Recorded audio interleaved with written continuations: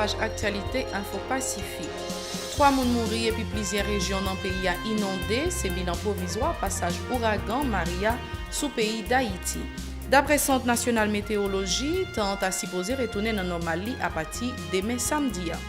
Président Jovenel Moïse retourne jeudi vendredi à Port-au-Prince après participation dans 72e sommet Assemblée générale Nations Unies dans New York. Plusieurs centaines partisans pouvoir mobilisés dans un aéroport pour accueillir chef l'État. 9 prisonniers sauvés hier soir dans le commissariat police commune Miragouane. D'après première information, la police a arrêté un prisonnier et puis a cherché l'autre 8 qui dehors. Par l'autre bord de la recherche a continué pour voir si yo ka arriver sauver moun qui ta vivant en bas des comme yo après tremblement de terre mardi passé. Bilan victime yo augmenté, plus passé 300 moun mouri et puis plusieurs dizaines l'autre disparaître. Rete branché pour développement journal ça. C'est sur une autre triste pour faire développement journal nous. Laura Boulé, une jeune dame 20 l'année, à qui un monsieur 50 l'année dans la localité Cornillon, dans le département de l'Ouest là. Et puis de l'autre côté, il y a un autre monsieur qui a 45 l'année dans la commune Limbé, dans le département Nord, d'après le ministère intérieur et collectivité territoriale. Rivière qui descend la cause inondation dans plusieurs régions dans le pays, d'après responsable. Pendant qu'on a parlé là, cyclone Maria commence à retirer col sur région nord pays, d'après Centre national météorologie qui annonçait conditions temps à doit retourner normal demain samedi. 9 prisonniers sauvés dans la nuit de 21 pour vers 22 septembre dans le commissariat police Miragouane. Responsable été fait tourner prison. D'après première information, la police a arrêté un prisonnier et puis a cherché l'autre 8 qui dehors. Président République là, Jovenel Moïse, retourné jeudi vendredi à Port-au-Prince après participation dans 72e sommet Assemblée générale Nations Unies dans New York. Plusieurs centaines de partisans pouvoir mobiliser dans un aéroport pour accueillir chef l'État. On va suivre le déroulement mouvement ça dans la prochaine édition Nouvelle New York. Jovenel Moïse a de parler dans clôture rencontre 3 jours sous investissement à compétitivité centre facilitation investissement CFI a organisé la présidence patronnée. Forum sous compétitivité et investissement centre facilitation pour investissement a réalisé dans centre convention et facilitation Banque République d'Haïti sous 3e journée li. Pendant 2e journée, le ministre agriculture Carmel André Béliard a insisté sur la nécessité pour renforcer l'infrastructure agricole qui pour permettre Haïti entrer dans la compétition sur le marché local et international là.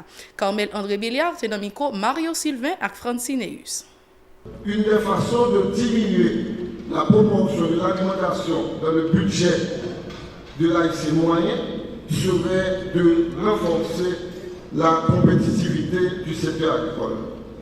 Et cela, évidemment, devrait augmenter aussi pour améliorer la sécurité alimentaire, ce qui représente l'un des objectifs principaux visés par la feuille de route. Soulignons que le ministère est en train de finaliser l'avant-projet de loi organique visant à adapter notre institution pour augmenter le rendement, améliorer la qualité, la fiabilité et la traçabilité.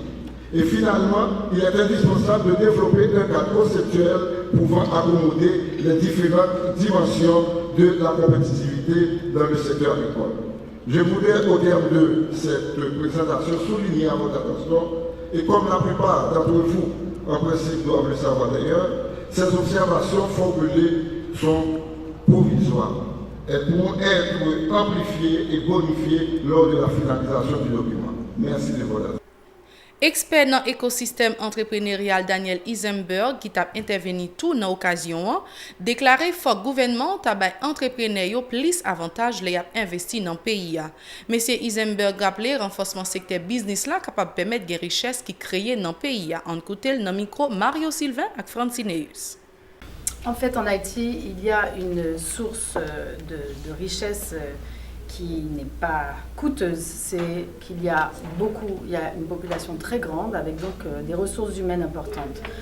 Effectivement, quand il y a un très faible niveau de revenus, il faut tout faire pour que ça change. Mais on peut aussi s'appuyer sur le capital humain. On peut aussi trouver, c'est un challenge de faire des produits pour des gens qui ont un revenu inférieur à $2.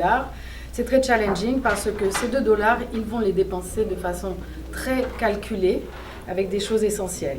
Donc c'est un challenge de faire des produits qui vont pouvoir toucher cette masse et ça fait partie, je pense, des points positifs. Seuls les entrepreneurs peuvent identifier les opportunités et créer les opportunités. C'est très risqué et inefficace pour un gouvernement de croire qu'il connaît ses priorités et ses opportunités. Mais il dit que c'est un énorme client que représente l'État, le gouvernement, et ce client, c'est un client qui peut créer les marchés de façon équitable et faire croître l'économie. Parfois, il y a plus d'opportunités d'entreprendre en temps d'adversité que dans la plénitude économique. Un entrepreneur doit dépasser les obstacles, même si les difficultés sont réelles. L'autre point, Bureau Secrétaire d'État pour moun handicapé yo, organisé jeudi vendredi dans tête collée avec délégation Union européenne en Haïti, un atelier pour sensibiliser responsables dans l'État sur nécessité pour considérer doléances moun handicapé yo dans cadre projet développement social yo.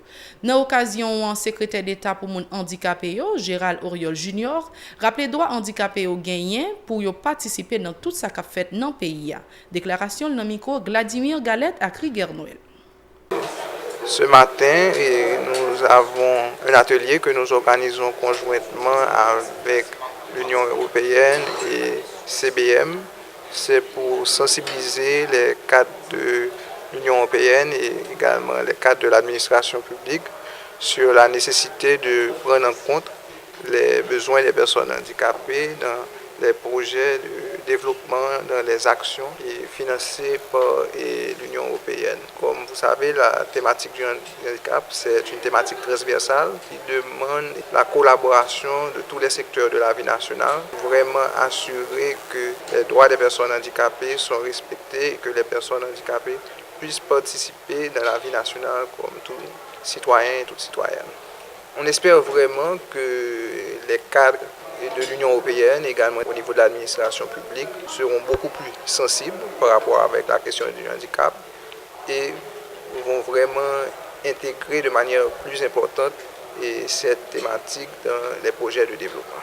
Représentant Union européenne dans le pays d'Haïti, Vincent Degère, déclaré activité ça entrer dans le cadre de bataille contre l'exclusion sociale et discrimination handicapée contre victimes dans le pays. Diplomate la dit souhaiter tout l'autre partenaire Haïti encourager l'initiative ça tout pour permettre tout secteur participer dans le développement pays. En suivant déclaration dans Micro Info Pacifique. Je dirais qu'elle est un peu double dans l'esprit. D'une part, c'est une sensibilisation plus forte, effectivement, à la question de la discrimination qui frappe différentes catégories de personnes dans la société. Donc, lutter contre l'exclusion sociale et le handicap, c'est une forme aussi d'exclusion. Comment gérer, effectivement, cette perception du handicap et comment faire que ce handicap n'exclue pas et qu'au contraire, on puisse favoriser un vivre ensemble. Et ça veut dire aussi l'action au quotidien. On finance, comme a dit le secrétaire d'État, beaucoup d'opérations ici en Haïti. On finance des bâtiments que l'on construit. Alors comment faire en sorte que dans les normes de construction des bâtiments, on intègre effectivement la dimension inclusive. Éviter que le bâtiment ait des marches qui ne soient pas accessibles pour les personnes à mobilité réduite ou pour des personnes aveugles. Donc comment intégrer dans la conception même de l'aide qu'on fait, dans l'aide au développement entre guillemets que l'on promeut, comment intégrer effectivement cette dimension pour faire en sorte que ce qu'on fait ne va pas exclure des catégories de la population haïtienne. À la limite, tous les bailleurs de fonds rentrent dans cette logique et dans cette réflexion et que toute l'administration haïtienne également, parce que c'est très bien d'avoir des lois qui luttent contre la discrimination, qui est des conventions internationales, etc. Mais en fait, c'est comment l'application au quotidien de ces normes se fait, c'est ça qui est essentiel en fait. Bienvenue dans la page internationale là. Par l'autre bord, le président mexicain bail l'ordre pour continuer à rechercher pour voir si yo t'arrivé sauver moun qui t'a vivant en bas des comme yo après tremblement de terre mardi 19 septembre non. En attendant bilan victime yo a augmenté, plus passé 300 moun mouri et puis plusieurs dizaines qui disparaissent. Plus détails avec un reportage qu'on frère nous yo dans Euronews. À Mexico, des corps continuent d'être extraits des ruines des bâtiments qui n'ont pas résisté aux puissants tremblements de terre. Le dernier bilan officiel fait état de près de 300 morts et de dizaines de disparus. Les recherches se sont poursuivies toute la nuit pour retrouver d'éventuels survivants. Régulièrement, les sauveteurs réclament le silence dans l'espoir d'entendre une voix sous les montagnes de gravats. Des applaudissements retentissent, une personne semble avoir été localisée. 3 jours après le tremblement de terre, des miracles peuvent encore se produire. Le président mexicain a appelé à la poursuite des recherches alors que les proches des disparus redoutent l'intervention des bulldozers pour déblayer les gravats.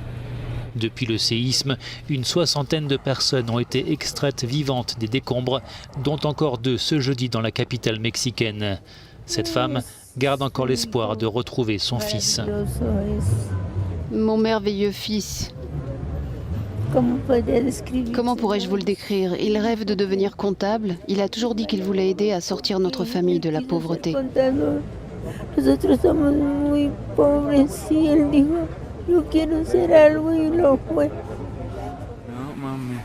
Ce séisme a entraîné l'effondrement d'une 40aine de bâtiments dans la capitale mexicaine.